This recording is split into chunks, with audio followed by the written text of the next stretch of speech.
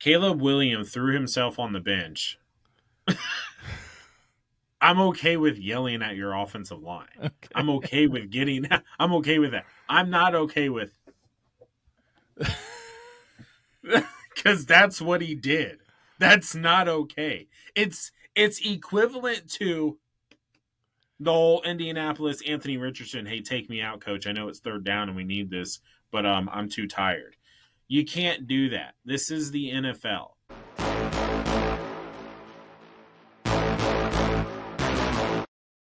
Hello, everyone, and welcome to the Beard Zone podcast. My name is David. I got Carlos with me, and we are going to continue as promised and continue to break down our way too early predictions. Yes, we are that podcast. We are predicting these team seasons this early in the year. We are in June. We're just missing football. That's what it is, Carlos. That's what it comes down to. We just missed the game of football. We want it to come back. And now we're really about to hit a plateau of sports because NHL's done, NBA's about to wrap up. There is going to be nothing on the TV. So NFL Network and reruns are going to be my best friend over the next several weeks. But tonight we are going to be breaking down the NFL or the NFC North. Carlos, this division last year was wild. Minnesota, Detroit were battling it out for being whoever was going to be the winner of the division last year. Minnesota ended up not winning the division. They came in second. They were 14-3. And it was only because the Lions were 15-2. And let's not forget that Sam Darnold was the quarterback of the 14-3 Minnesota Vikings. So definitely a wild division last year. I think it's going to have another kind of crazy year. This is a very interesting division looking at it. Carlos, I want to I'm getting ahead of myself. Before we get into this, hit that like button, hit that subscribe button. You know the drill. Carlos, I want to get into the Green Bay Packers. This is a young team. Across the board, they are young. They have superstars on the offensive and defensive side of the ball. They have a very good head coach with Matt LaFleur. He is 67-33 in the regular season. Now he's 3-5 in the playoffs, so I mean not too successful in the playoffs. You want to get above 500 for sure. But 67-33. He had Aaron Rodgers. Now he has Jordan Love. They have a super young team around them. Pretty solid offensive line as well. This is a team that they're one of those pesky teams, right? I feel like that they're always going to give you a challenge. They're not a team that you're just going to kind of have to be like, it's the Packers. Well, we'll get through this week and let's move on to the next opponent. You got to pay attention to them. They had a little bit of an up and down season, kind of inconsistent there. But I will say Jordan Love ended the year, I think it was his last 7 or 8 games, he did not throw an interception. So he definitely started hitting a good stride there, which kind of happened, if we remember a couple of years ago, that happened to him a couple of years ago where he really kind of started to get into a groove. So I don't know if that's just his thing. It takes a little bit of a longer process for him to get in his zone. But overall, this team is talented. I like them. How do you feel about them coming into this year? Well, you're right. They are pesky. They're just a well-coached team. I mean, it's just a team, that's going to be prepared. They're going to be ready. They have Josh Jacobs, I feel like, is their superstar, and Jordan Love. On the receiving core, they got a bunch of young guys. There's not that guy, though, like you see on some other teams. The Pittsburgh has DK Metcalf. You have the guy that you game plan. So I don't know if it's good for them not to have that guy, or is it because they have so many guys that are they're good. They just don't have anybody great. And I don't know if that hurts them or helps them. A part of me thinks that hurts them because defenses can, and you see it in their game. If you're, especially a fantasy football player, you see one guy have a great week and then he doesn't have a great week for 3 or 4 weeks. Yeah. But they don't have that guy that people are like, hey, we got to watch out for this guy. So, not being a coach, I just don't, maybe that helps them a little bit where they have to, the defenses playing them have to be well-rounded or just put pressure on Jordan Love. That's oddly, my fear with Jordan Love, and Green Bay Packer fans, please don't hate me with this comment. Please don't Jeez. hate me with it. Is he the next Dak Prescott? Have we seen his best football? Is he at his best football? Can he move into an elite status that he has? Because I don't view Dak as elite. He's not that top 7 guys that are in the NFL, but they put numbers up. But does he have that mental piece where like an Allen, Mahomes, Hurts that's on there, even a Jared Goff who's grown up through the years, Matt Stafford, Joe Burrow, Lamar Jackson, he's not in that category yet. And I think for the Packers to get over, like, win playoff games, unless they're playing the Cowboys first round, then you get that win. Always, But always. are we going to see more out of Jordan Love? And that's my thing with the Green Bay Packers. Are you okay going 10-7, 11 and maybe 11-6, first round bounce out of the playoffs? Like, at some point you're just like, hey, what the heck? Like, we want more. Or the Yeah. Packers fans satisfied with that? And can Josh Jacobs can he repeat the year he had last year? That's another thing. I mean, the guy was a great last year. Can he repeat it? And that's still another a question mark for me. Even though I felt like he's a good back. Like, nobody's gonna say he's a bad back. I No. just have questions that they lose Jair Alexander on defense. That's gonna hurt. The guy is one of the top 5 cover corners in the NFL, and you just signed with Baltimore, which is insanely nasty now for Baltimore. So can they recover from that? They do have a good defense with they have Rashawn Gary, Kenny Clark up front, Quay Walker. Like, there's some guys there that are good. Even Isaiah McDuffie. I mean, he's Yeah, productive there in the middle of the field. yeah. And I have oddly weird question marks with them, but they are well coached with LaFleur. Like, Yeah. so you can't never count them out. Those teams that are just well coached, they don't necessarily. It's like Tomlin with Pittsburgh. They're well coached. They're gonna win. They're gonna be above 500. It's just, what are they gonna do in the playoffs or when they get Well, there?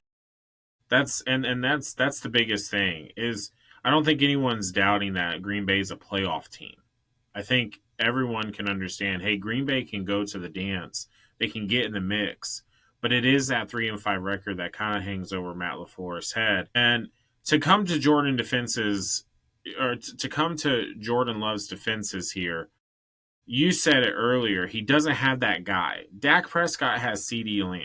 You know, he's always had a great running game with him outside of just the past like year or so after I don't know what happened with the Dallas Cowboys running game.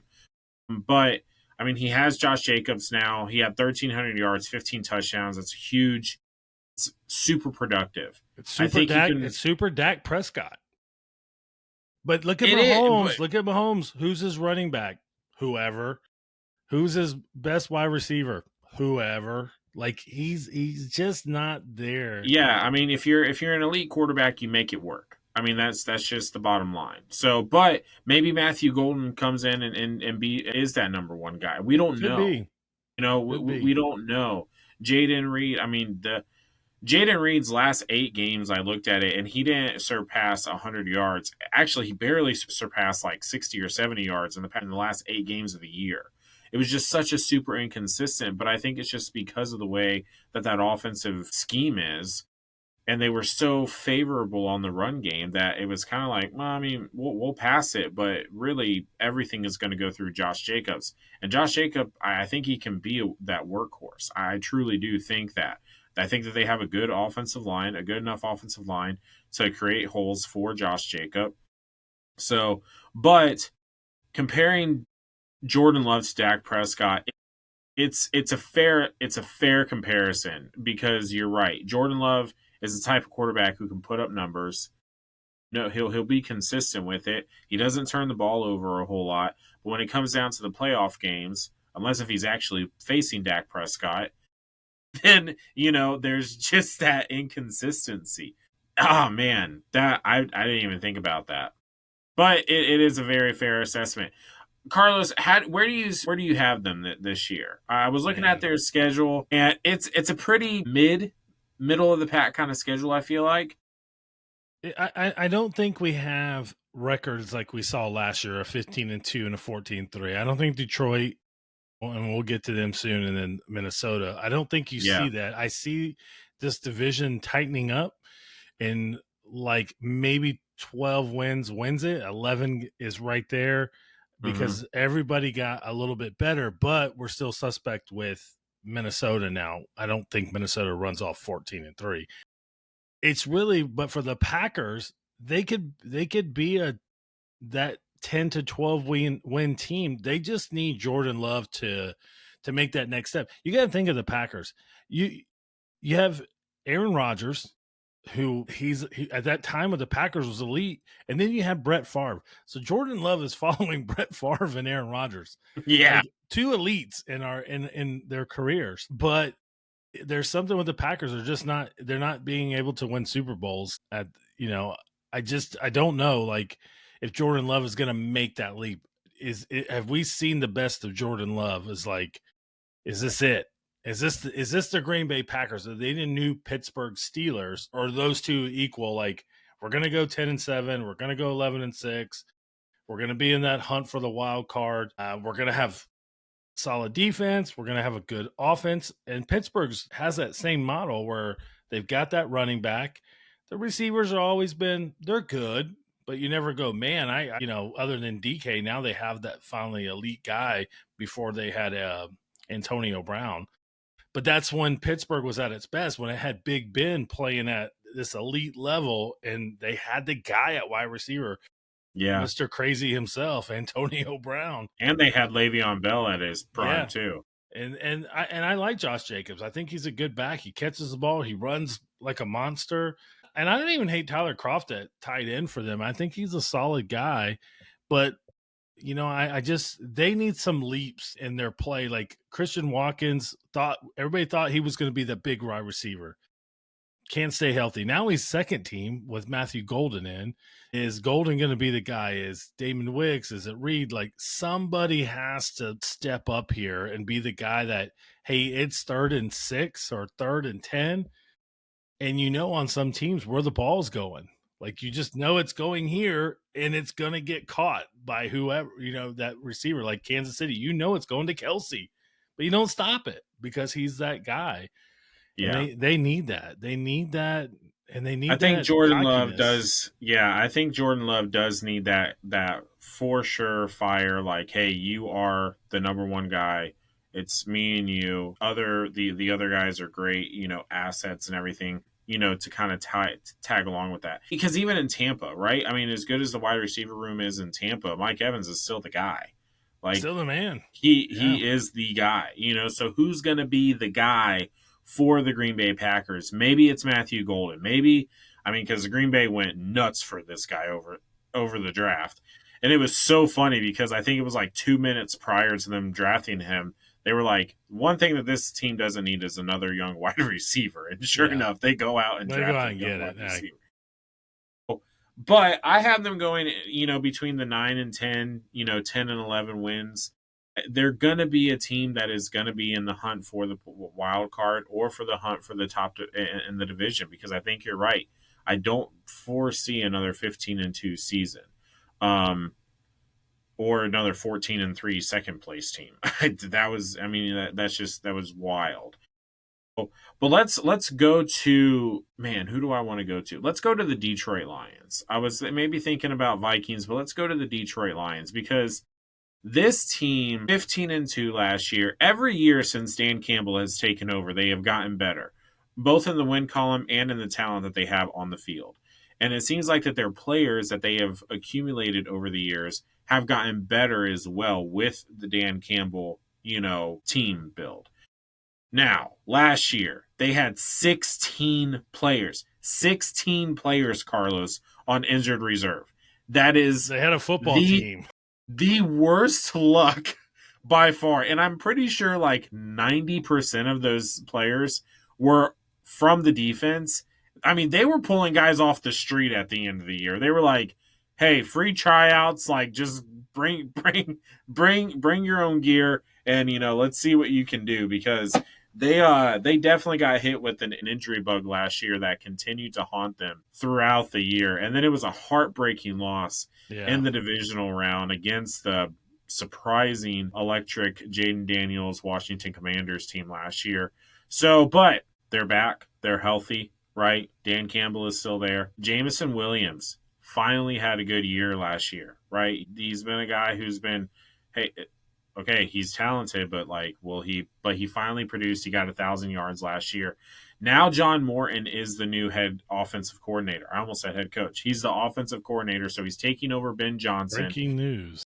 Yeah, right. You heard it first here. But John Morton, coming from Denver, he was the passing game coordinator for the Denver Broncos last year. And if you remember, Bo Nix, rookie quarterback, had a very successful rookie year last year with John Morton helping him run the passing game. So, will it be Ben Johnson? No, probably not. Those are some very big shoes to fill. But I don't see this team taking too far of a step back. They're a gritty team. They even showed that if it was any other team in the NFL and they had 16 players on IR, I don't even know if they would be 15-2 or make the playoffs.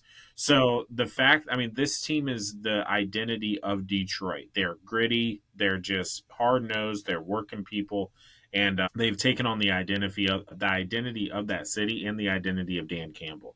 I love this team. It's been an electric team. I still think that they're the kings of the North until someone dethrones them. But how do you feel about the Detroit Lions? They embody their head coach, and I don't know if you put all the head coaches in a octagon, that guy's coming out victorious. He's a nut, but he pushes his team. He's everything you're looking for in a leader, and he gets every ounce of football out of his players. But I'm curious to see they lose their OC and their DC. They lose Ben Johnson and Aaron Glenn. Yes. So they're I'm curious to see how that works. They promote with Shepard for their defense, and then they bring in Morton from Denver, which is a little interesting to me. But I'm assuming it's because he has the same philosophy as Ben Johnson, because they've got great pieces there. They still got St. Brown, the two-headed monster backfield with Gibbs and Montgomery, Laporta. Williams is coming into his own. My only thing with them on offense, they lose a huge piece on that offensive line with Frank Ragnow just retiring after 7 years out of the blue. He is the leader of the offensive line. I get it. They got Penei Swell, but Frank Ragnow, arguably the best center in football. But Philly was able to get past it. They lose Kelsey. They're able to get past it. So let's see how that works for them. And you're right. Like, man, the defense has to stay healthy at some point because they're going to need it. Their secondary could be extremely scary. I feel like they have one of the top 3 duo safeties, and arguably you could argue for the best with Branch and Kirby Joseph at safety. And if Teron Arnold can take his second-year leap and get better, now he's got a year of football in him and a whole offseason, I think they can do very well. I mean, they just got to stay healthy, man. But I feel like they need a pass rusher. They need somebody on the other side to help Hutchinson out. I think that's all they're really missing. They just need somebody else that can get after the quarterback. Yeah, I mean Hutchinson obviously, is a beast coming off the edge there, but we have to see what it's going to look like after he comes back from the injury, because the injury that he had was a serious injury. It's a lower body injury. Your position is an explosive position coming off of the edge. So I think Hutchinson will bounce back, though. I don't have any doubt about it, but I do think that added help on the opposite side of him is, definitely probably needed. In today's NFL, I mean, look at the Super Bowl winners of the past, especially just most recently, the Philadelphia Eagles. They were able to get after the quarterback. Yeah. With literally the front four. So if you are able to do that, you're going to be able to stop these high-powered offenses that are running so much passing games now. I mean, that's just the NFL. As much love as the running backs got last year, they did start to get love again. But it's still a pass-heavy league. these offensive coordinators, they're the younger regime now, right? They're not the hard nose. They're not like the hey ground and pound kind of thought process. They are let's air it out. Let's make these explosive plays. That's why they almost every team in the NFL has speed on the outside. Almost every team, Yeah. right? If not in multiple positions. So it's gonna be interesting. They have a pretty favorable schedule. They have So I a know have you seen their road schedule? the They road could schedule lose every road game. There's a the road possibility. It is schedule is nasty. pretty rough, but They got the but Ravens, the Chiefs, yeah, the Rams, the Commanders, the Eagles, and the I think the Bengals. Now that might be one of the easier ones because they don't play defense up there, but they got like a murderer's row of, and then they have their division. But we'll see. I'm really curious to see what the offense does because you got a guy coming in. He's definitely not going to repeat Ben Johnson because he wants to put his stamp on there.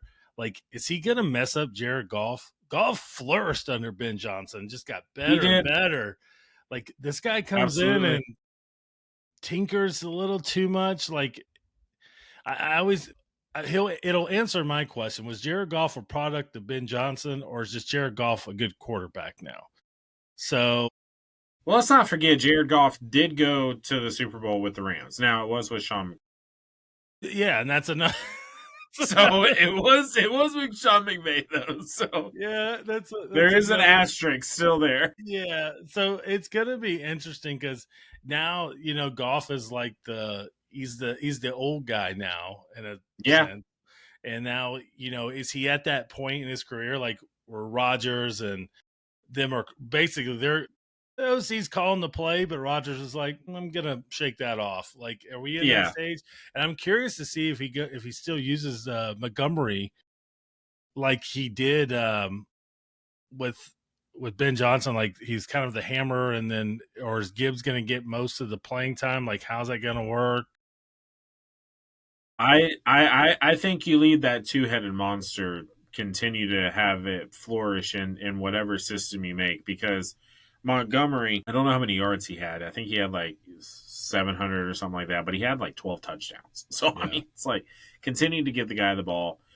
I just really like this team. I know that their road schedule is hard, but I I think wouldn't they're. I wouldn't I think they can be like a 12, 13, maybe even 14 win team. 14's kind of stretching it, but they're I don't see them taking a turn down. I mean, every year with Dan Campbell, they have gotten better.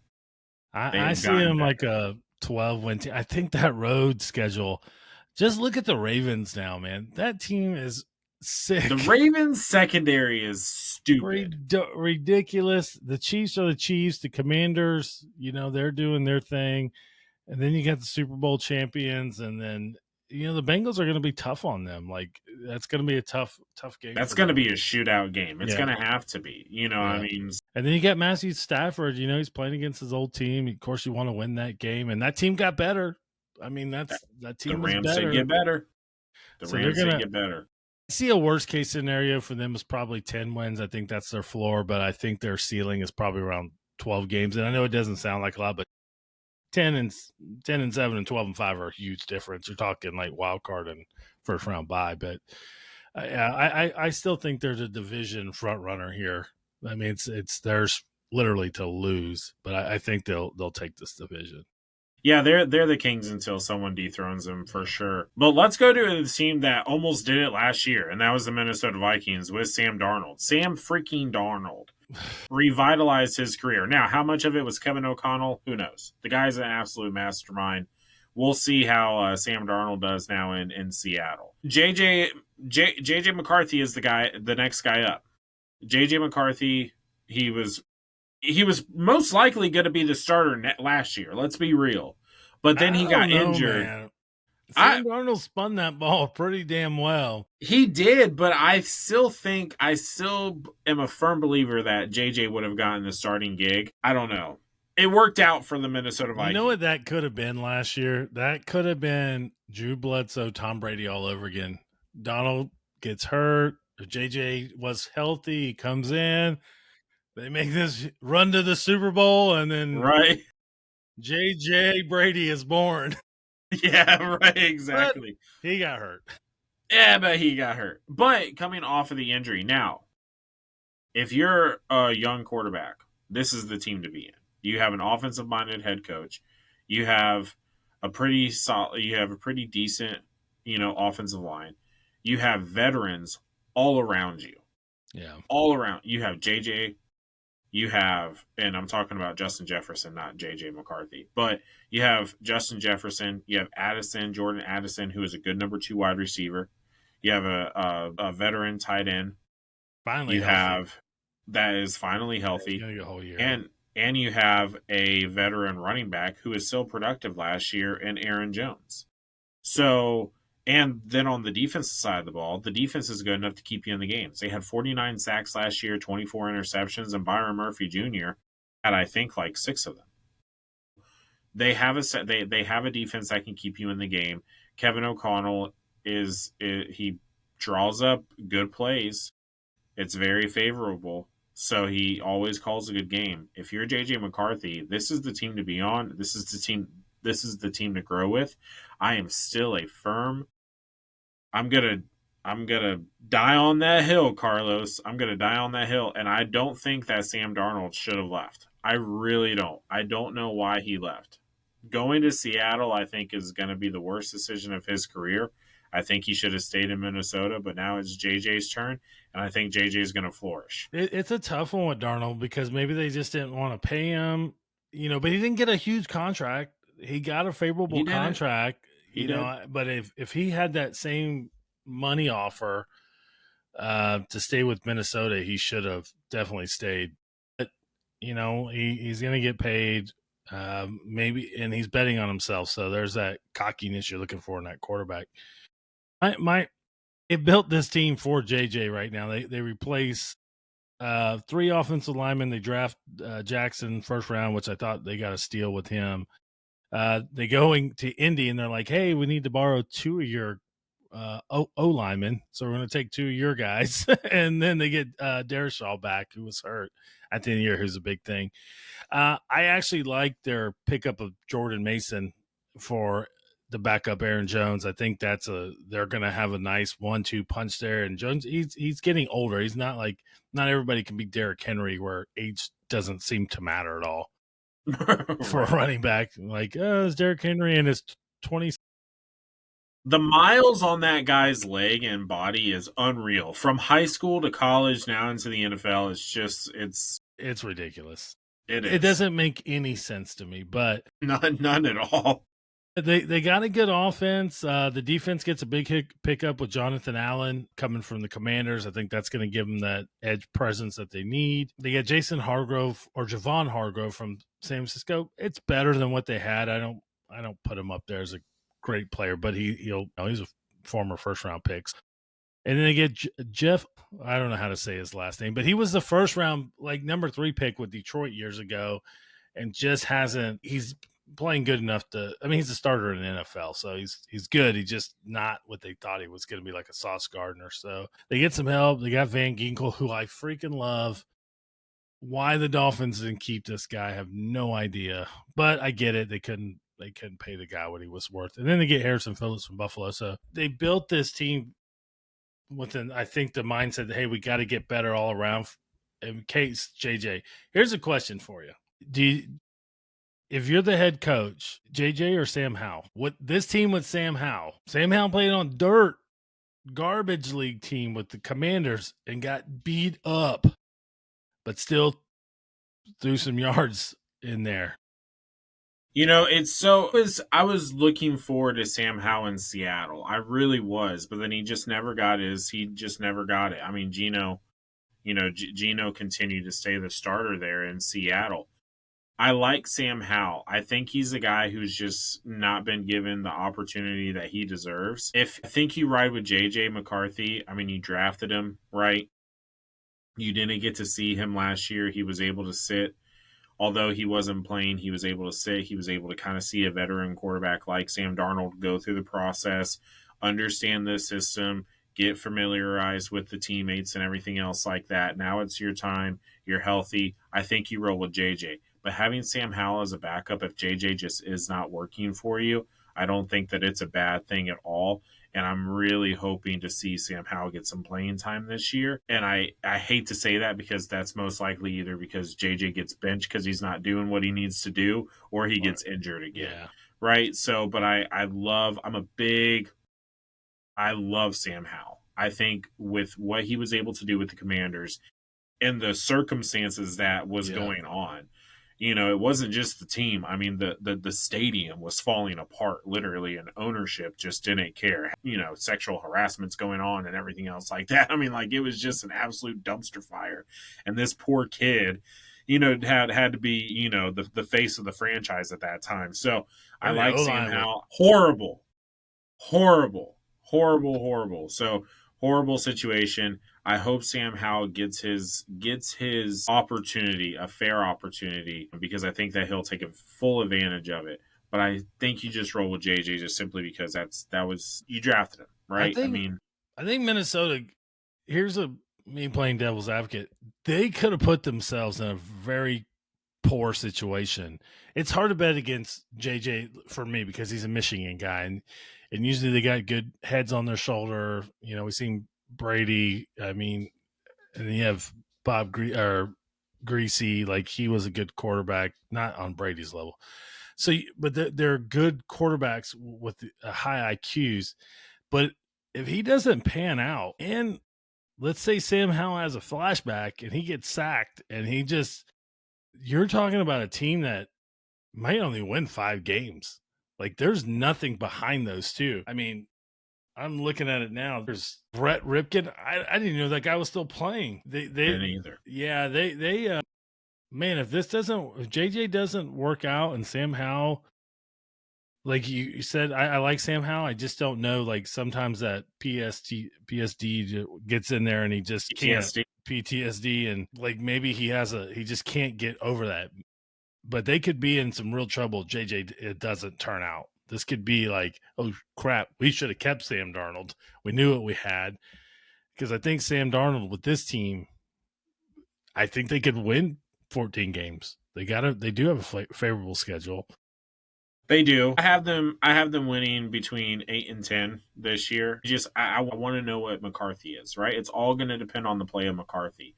If McCarthy is anything productive of what Sam Darnold was last year in this Kevin O'Connell system, 10 wins, I would say maybe 9 wins is their floor. 8, 9 wins is their floor. But they could win up to 12 games this year. They have a pretty favorable schedule, but it's all going to depend on JJ McCarthy. I mean, we say it time and time again, man. If your quarterback, man, it's the quarterback. If your quarterback is not playing good, good football consistently, not turning the ball over, and they don't have that team rally around them, it's really hard to win in the NFL anymore. Yeah. So it's all going to be dependent on JJ. I have no idea. This is a team that, to me, is I have no idea. Like, there's a part of me that says they're only going to win 6 to 7 games. I think they're going to go run heavy. I think they're going to try to Pittsburgh Steeler this thing, play defense. You bring in Jordan Mason, you have Aaron Jones. You're going to run, maybe a lot of dump offs, but it's a rookie guy who didn't put up astounding stats in college. He played on a run heavy football team in college, but he may have that it factor. We just didn't see it in college. So he was up for the big games. I believe he beat Ohio State. So he's up for that big challenge. I'm going to put him I got him going like 8-9. I don't think they have a winning season. It's fair. I mean, it is fair because you don't know what you're going to get from these rookies. I'm going to say, I know that he's not a rookie, right? But I mean, come on. He's still a rookie. He's still a rookie. He's not played in an NFL game. So, but let's move on to a guy who was a rookie last year, and we got absolutely crapped on in the comment section because we told you that your franchise made the wrong decision in quarterbacks, and you should have went with the other quarterback, Jane Daniels, Offensive Rookie of the Year. Thank you very much, and led his team to the NFC Championship. Thank you very much. But yeah, Caleb Williams. I'm not a fan of Caleb Williams. I don't think that that's any secret around here in the Beard Zone. So, and Bears fans, you can continue to suck it. We were right all along. But I will say, right, play devil's advocate here. Statistically, he didn't have a horrible season. 20 touchdowns, 6 interceptions, 3,500 yards passing, and then he had about 500 yards on the ground. Not bad, right? But the leadership in him is piss poor. You can't be throwing a temper tantrum on the sideline because, the play didn't work out the way that you wanted it to. Okay, I'm sorry that you can't go and run and cry to your mom in the stands anymore. But this is the NFL. There's a film of Peyton Manning doing the same thing to Jeff Saturday, but we say that was great leadership. Caleb Williams does it. He's throwing a temper tantrum. Caleb Williams threw himself on the bench. I'm okay with yelling at your offensive line. Okay. I'm okay with that. I'm not okay with because that's what he did. That's not okay. It's equivalent to the whole Indianapolis Anthony Richardson, hey, take me out, coach. I know it's 3rd down and we need this, but I'm too tired. You can't do that. This is the NFL. But now he has Ben Johnson. They went out and they invested in this offensive line. He got sacked 68 times last year.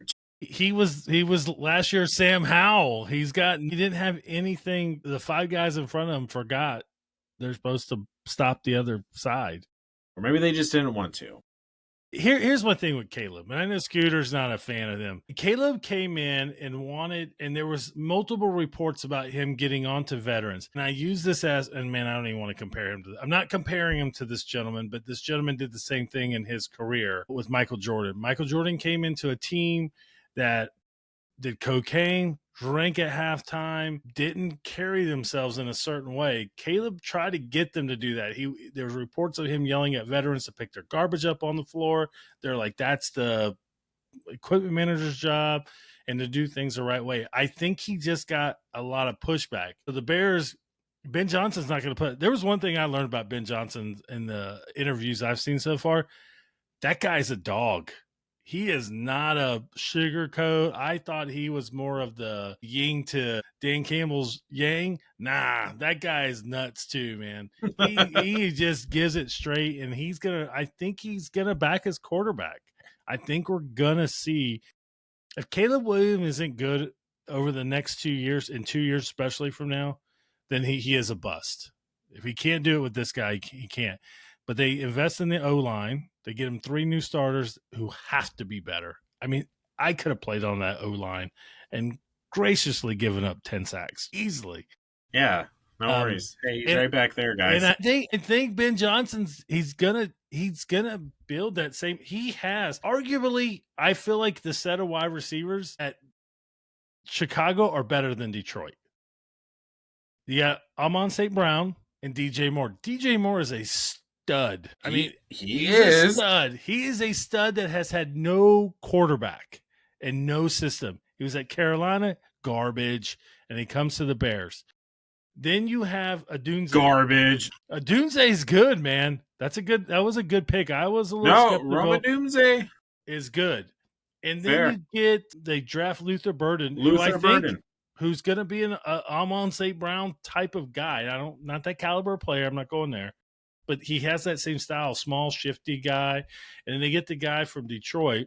Man, I cannot pronounce this guy's last name. It's Zacchaeus, who's a good receiver. But if you look at the third string receiver for the Lions, it's Tim Patrick. Those guys Zacchaeus.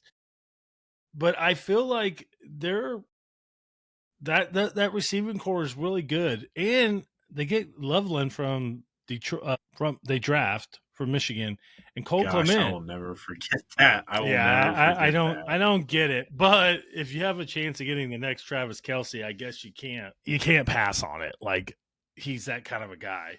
But you have Cole Clement, who kind of reminds me more of a Sam Laporta, but I think Laporta's he's better. But Clement's a good red zone guy, blocks very well.